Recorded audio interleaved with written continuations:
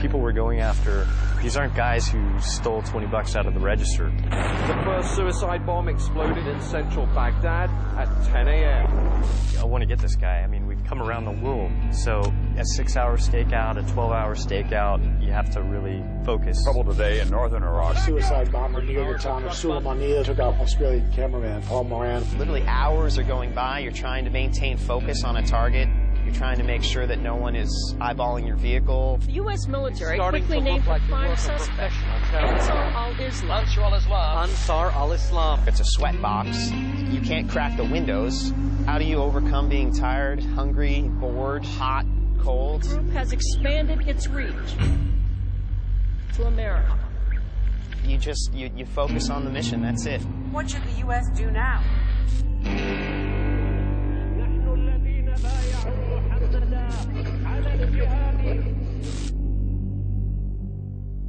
My name is Adam Saralski. I'm a journalist.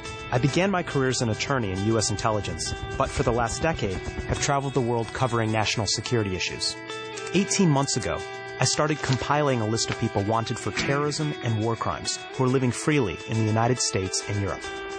I'm bringing together an elite team of operatives to shine a light on these cases and hopefully see justice done. David Crane spent 30 years as a special operations officer and senior U.S. intelligence official before becoming the first American in over half a century to lead a war crimes tribunal. An expert in international law and diplomacy, he's agreed to vet our cases and oversee our work on the ground. You get a chance to look at the target set? I have. These guys give me chills when I look at their cases. These individuals are living amongst us. They could be in the checkout line at the local supermarket. They can be anywhere. Roger Carstens is one of the world's leading authorities on unconventional warfare. He's what the Pentagon likes to call a snake eater. He's a West Point grad, former lieutenant colonel in the Green Berets, and his last assignment was training Iraq's elite counter-terror corps.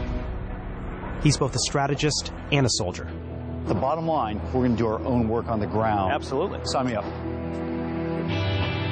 Scott Tyler served as a sniper cell leader with the Navy SEALs in Iraq, Afghanistan, and a number of undisclosed locations. He's an expert at surveilling and eliminating high-value targets. And now, he's agreed to trade in his rifle for a camera. Najmuddin Faraj Ahmad, age 53, better known as Mulla Krekar. In the late 90s, he moved between different radical groups in Kurdistan and northern Iraq before meeting up and teaming up with Osama bin Laden and some other top al-Qaeda operatives. Look at this. This is Mulla Krekar waving the black flag of jihad.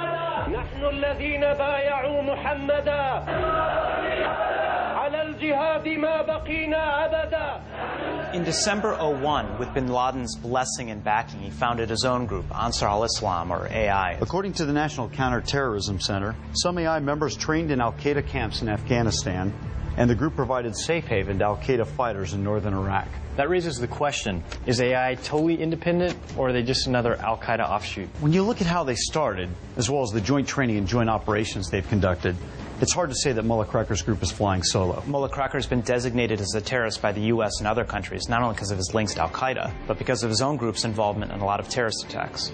Check this out.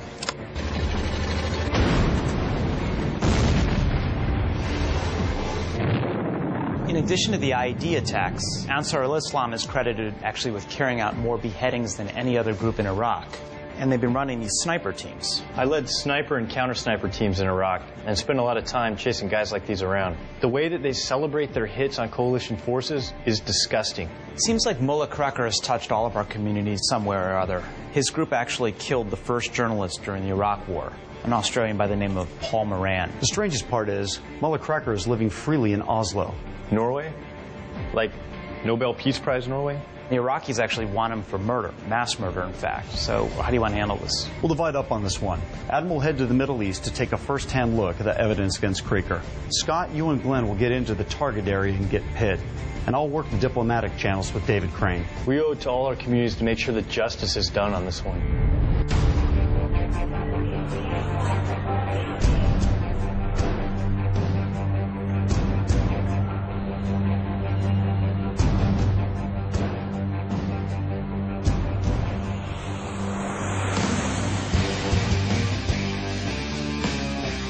on our way to Norway to pursue our next target. This kind of hits me personally because I not only was an American soldier in Iraq, but I also served with the Iraqi military and with the Iraqi civilians.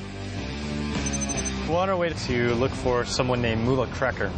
This has significant interest to me because he's openly admitted to leading suicide bombings and attacks on coalition and U.S. forces.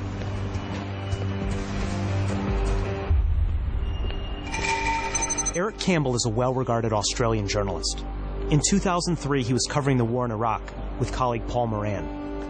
Paul was my cameraman in Iraq in the very early days of the Iraq War. We'd just both had children. I had a three-month-old son. He had a 6-week-old daughter. So we went to northern Iraq thinking it was going to be relatively safe to cover the war. Probably the safest area in Iraq at that time. And were you wearing anything that identified you as being members of the press corps? Oh, yeah. I mean, I had the blue flak jacket on. I had a large press tag emblazoned across me. I mean, we were clearly journalists. There's no question of that. On the third day of the war, the fighting actually reached northern Iraq, and we were just filming down at the checkpoint when suddenly something strange happened that caught Paul's attention. He ran forward in front of me to try to see what was going on, and at that point a car burst into the checkpoint and exploded. There was this enormous flame that threw me back.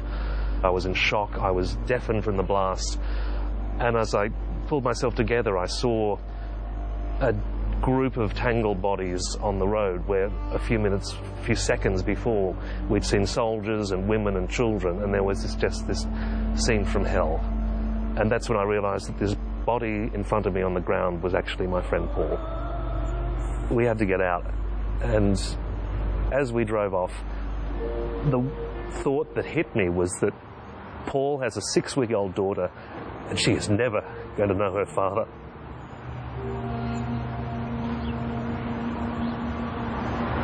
And yet nobody has been held accountable for this attack. Yeah. When I went in there and had this conversation with a Norwegian journalist about Mulla Krekar, the name meant nothing to me, but it's a name I know very well now. It's astonishing. It's astonishing that this man who set up this group that did these things continues to walk freely in Norway, to enjoy all the freedoms of a society that he wants to destroy, laughing at these useful idiots in Norway.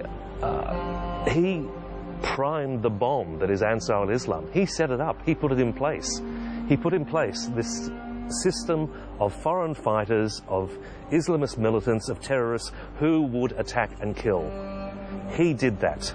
He is responsible for everything they have done because he founded them, he trained them, he inspired them, he led them, he incited them to do these acts of terrorism. I mean, people say to me, am I angry with Mulla Krekar, or do I want to see him executed? I don't want the man to die. I want the man to spend the rest of his life in a prison cell. I want him to live long enough to see that everything he's planned and fought for has come to naught. That is justice.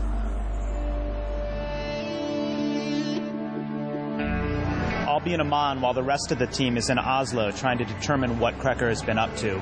I'm anxious to get the information we need so that when we talk to Norwegian officials, we'll have something powerful. These meetings are happening within days, so it's really a race against the clock to go down there, get the information, and then bring it to Norway.